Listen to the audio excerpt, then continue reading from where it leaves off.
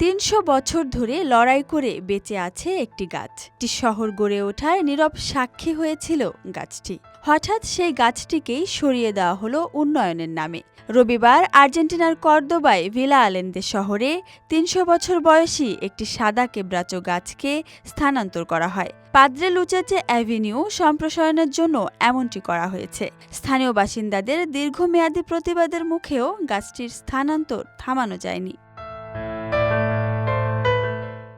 রবিবার ধারণ করা ফুটেজে দেখা গেছে পৌরসভার কর্মীরা একটি ক্রেন ট্রাক ব্যবহার করে বিশাল গাছটিকে তার মূল স্থান থেকে ২৫ মিটার দূরে সরিয়ে নিচ্ছে। এ সময় ডজনখানেক পরিবেশ কর্মী কেবড়াচো থাকবেই লেখা ব্যানার হাতে প্রতিবাদ করছিলেন। ভিলা আলেন্দে পৌরসভার সরকারি সচিব ফেলিপে ক্রেসপো বলেন,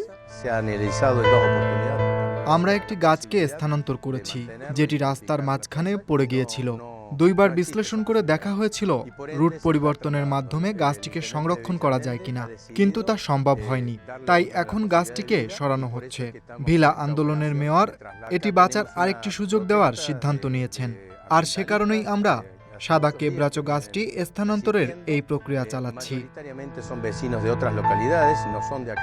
৭ দিন ধরে চলা প্রতিবাদের আন্দোলনকারীরা এই স্থানান্তরকে তীব্র সমালোচনা করেন। তারা বলেন, এত পুরনো একটি গাছ এই ধরনের পরিবর্তন সহ্য করতে পারবে না। আন্দোলনকারীদের মতে এই প্রক্রিয়াটি সম্পূর্ণ অপরিকল্পিত।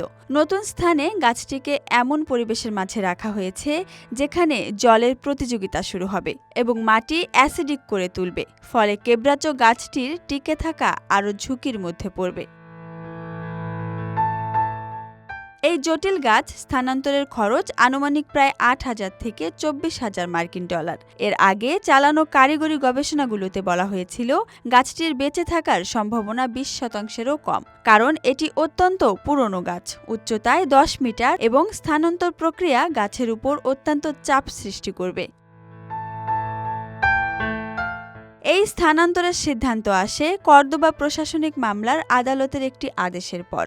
এখন প্রশ্ন উঠছে, অপূর্ব এই গাছটি কি নতুন পরিবেশে টিকে থাকবে, নাকি উন্নয়নের দৌড়ে আবারও হেরে যাবে প্রকৃতি? Dhaka express, desk report.